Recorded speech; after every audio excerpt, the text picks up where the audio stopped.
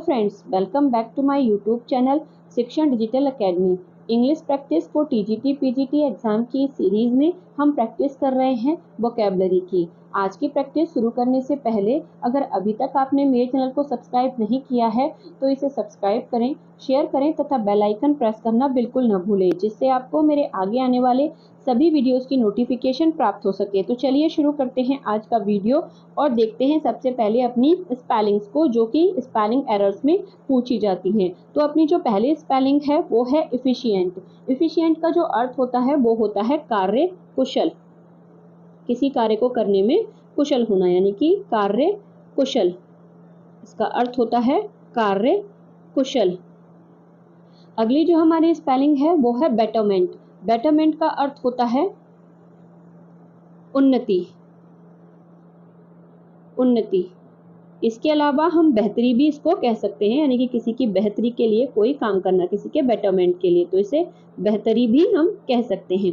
अगला जो हमारा शब्द है वो है ट्रीटमेंट। ट्रीटमेंट का जो अर्थ होता है वो होता है उपचार या इलाज, उपचार। अगला जो हमारा शब्द है वो है एम्प्लॉयड। एम्प्लॉयड का जो अर्थ होता है वो होता है नियोजित, नियोजित, नियोजित यानी कि किसी काम में लगा हुआ। अगला जो हमारा शब्द है वो है कॉन्स्पिशियस। कॉन्स्पिशियस शब्द का जो अर्थ होता है वो होता है विशिष्ट। जैसे कॉन्स्पिरियस होता है वैसे ही ये शब्द है कॉन्स्पिशियस, जिसका अर्थ होता है विशिष्ट, विशिष्ट। अगला जो हमारा शब्द है वो है कॉन्टाजियस। कॉन्टाजियस का जो अर्थ होता है वो होता है संक्रामक। जैसे बीमारियां होती हैं जो एक दूसरे से फैलती हैं, जो फैलने वाली बीमारी होती हैं, उनको हम कहते हैं संक्रामक, संक्रामक बीमारियां, तो इसका अर्थ होता है संक्रामक। अगला जो हमारा शब्द है वो है कॉन्शियस। कॉन्शियस शब्द का जो अर्थ होता है वो होता है चेतन, चेतन या जागृत, चेतन या जागृत, जागृत। अगला जो हमारा शब्द है वो है कॉन्टिन्यूअस। कॉन्टिन्यूअस का जो अर्थ होता है वो होता है सतत, सतत या फिर लगातार, लगातार। अगला जो हमारा शब्द है वो है गारंटी। गारंटी का जो अर्थ होता है वो होता है जमानत, जमानत या फिर प्रतिभू, प्रतिभू। जैसे प्रतिभूति होती है तो ऐसे ही प्रतिभू, यानी कि किसी चीज के बदले में ली गई कोई गारंटी या जमानत।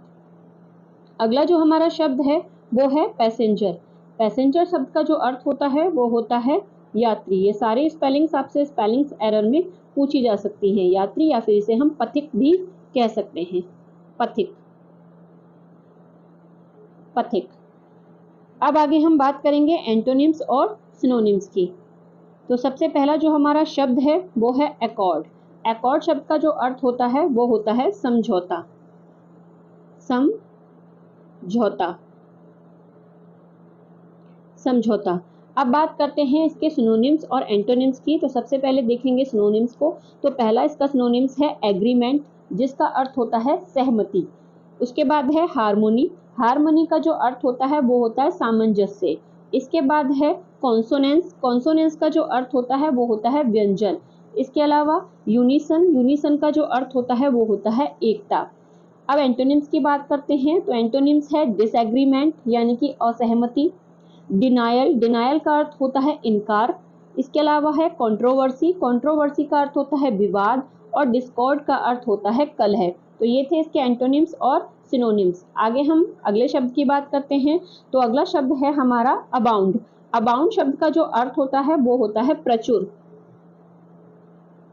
प्रचुर। सिनोनिम्स की बात करें तो इसका पहला सिनोनिम्स है फ्लोरिश। फ्लोरिश का जो अर्थ होता है वो होता है फलना, फूलना। स्वेल। स्वेल का जो अर्थ होता है वो होता है फूलना।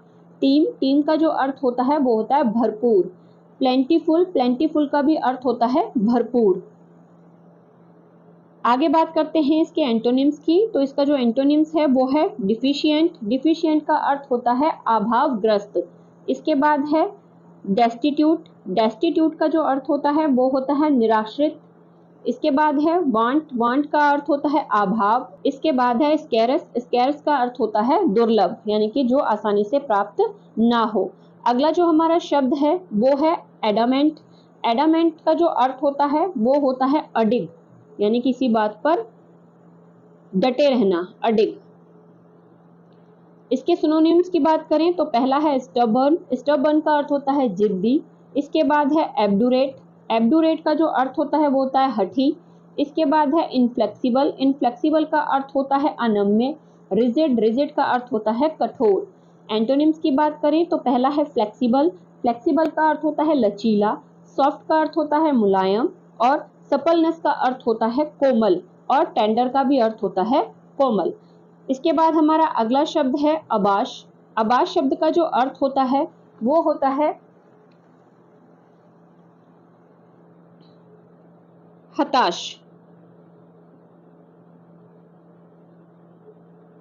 हताश। सिनोनिम्स की बात करें तो इसका पहला सिनोनिम्स है डिस्करेज, डिस्करेज का अर्थ होता है हतोत्साहित करना। कंफाउंड का अर्थ होता है भ्रमित करना। एम्बेरेस का अर्थ होता है शर्मिंदा करना, और डिस्कम्पोज का अर्थ होता है परेशान करना। एंटोनिम्स की बात करें तो इनकरेज, इनकरेज का अर्थ होता है प्रोत्साहित करना, ये आपस में एक दूसरे के अपोजिट हैं। इसके बाद है अपहोल्ड, अपहोल्ड का अर्थ होता है बनाए रखना। उसके बाद है एम्बोल्डन, एम्बोल्डन का जो अर्थ होता है वो होता है हिम्मत बंधाना। इसके बाद है हार्टन, हार्टन का जो अर्थ होता है वो होता है उत्साहित करना। हमारा अगला जो शब्द है वो है एड्रॉइट, एड्रॉइट शब्द का जो अर्थ होता है वो होता है निपुण,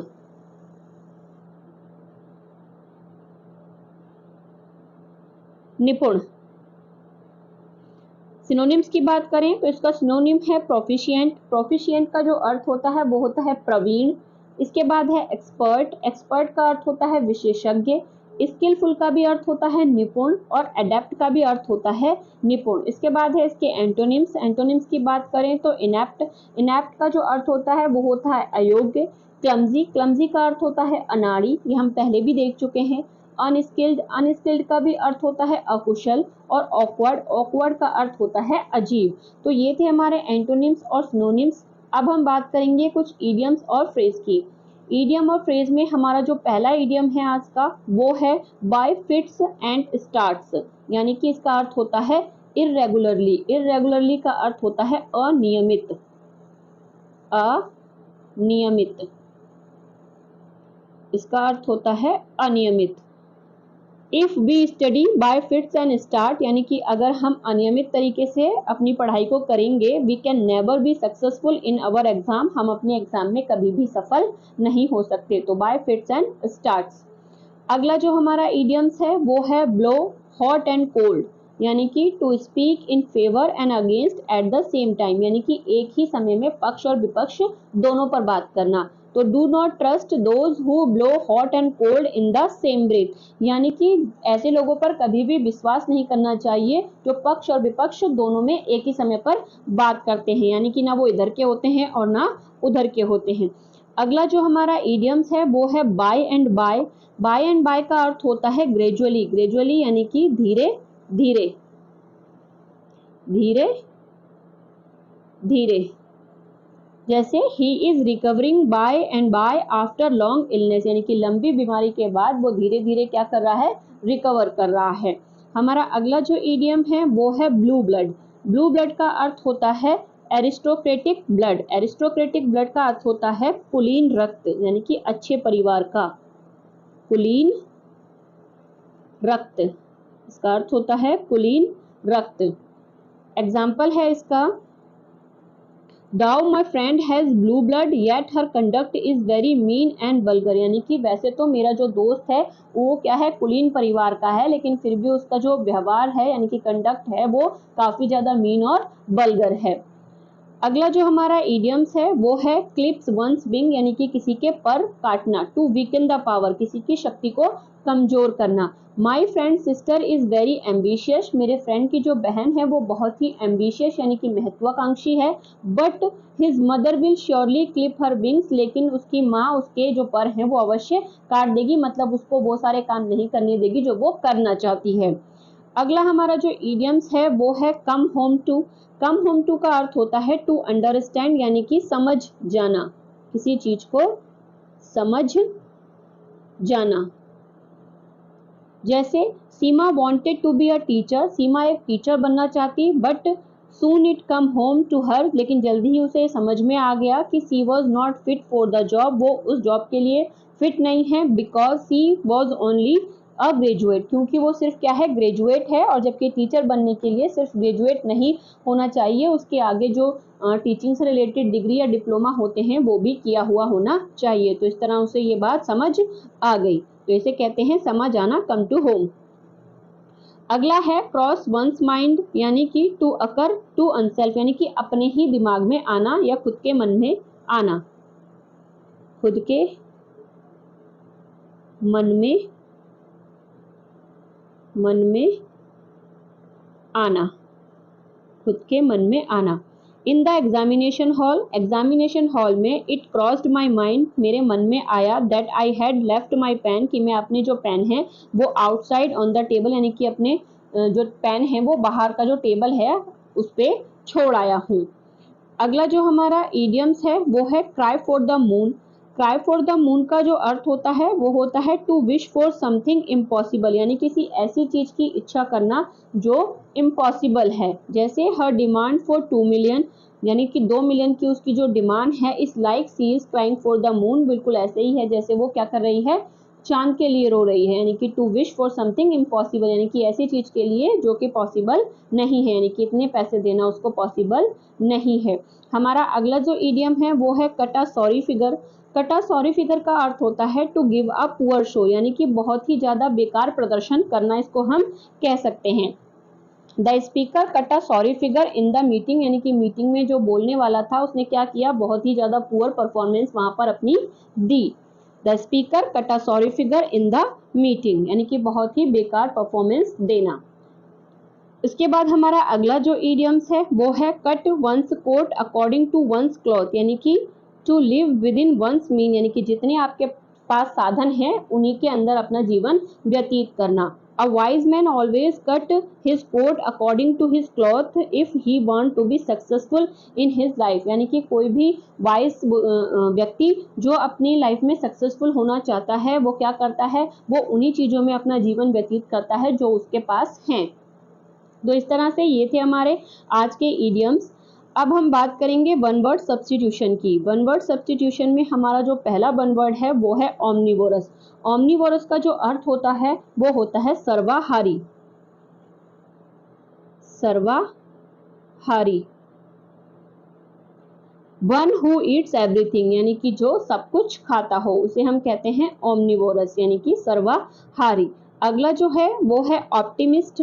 ऑप्टिमिस्ट का जो अर्थ होता है वो होता है आशावादी, आशावादी, आशावादी। A person who looks at the bright side of thing, यानी कि हर चीज की ब्राइट साइड को, यानी कि पॉजिटिव साइड को देखने वाले व्यक्ति को हम आशावादी या पैसिमिस्ट ऑप्टिमिस्ट कहते हैं।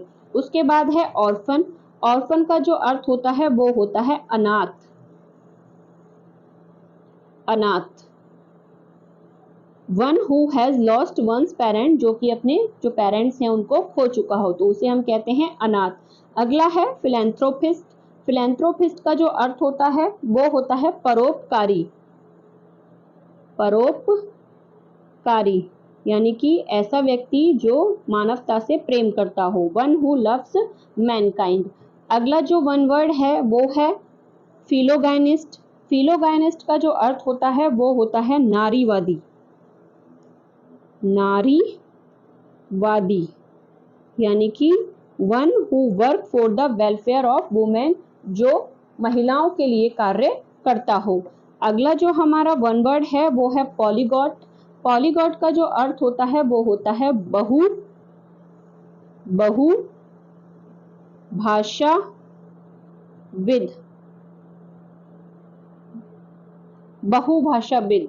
One who speaks many languages, जो बहुत सारी भाषाओं को बोलना जानता हो। सिनोनिम्स की बात करें तो कभी कभी ये लिंग्विस्ट भी आ जाता है, यानी कि कभी कभी लिंग्विस्ट भी पूछ लिया जाता है, जो इसी का सिनोनिम्स है, यानी कि इसे भी बहुभाषाविद कहते हैं। अगला है पैसिफिस्ट। पैसिफिस्ट का जो अर्थ होता है वो होता है शांतिवादी। शांतिवादी।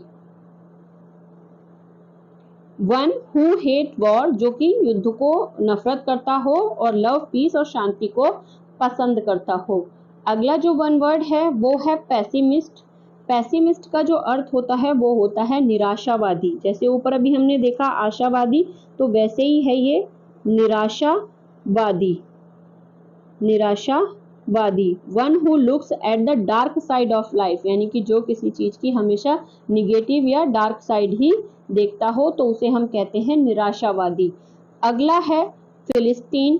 फिलिस्तीन का जो अर्थ होता है वो होता है अशिक्षित। अशिक्षित। अशिक्षित। One who does not care for art, ये आर्ट है, आर्ट एंड लिटरेचर, यानी कि जो आर्ट और लिटरेचर की कोई परवाह नहीं करता हो उसे हम फिलिस्तीन कहते हैं, फिलिस्तीनी कहते हैं। उसके बाद अगला है और आखिरी भी है हमारा आज का, वो है पोस्थ्यूमस। पोस्थ्यूमस का जो अर्थ होता है वो होता है मरणोपरांत। मरणोपरांत। मरणोपरांत यानी कि किसी की मृत्यु के बाद। तो a child born after the death of his और हर फादर, यानी कि एक ऐसा बच्चा जिसका जन्म उसके पिता की मृत्यु के बाद हुआ हो, उसको भी पोस्थ्यूमस कहते हैं। इसके अलावा a book published after the death of author, किसी व्यक्ति की कोई बुक जो उसकी मृत्यु के बाद पब्लिश होती है उसे भी। इसके अलावा an award received after the death of recipient, यानी कि कोई व्यक्ति है जिसको अवार्ड मिला है और उसकी डेथ हो चुकी है तो उसको भी मरणोपरांत ही कहते हैं। तो ये तीनों चीजों के लिए एक ही शब्द आता है जो कि है पोस्थ्यूमस।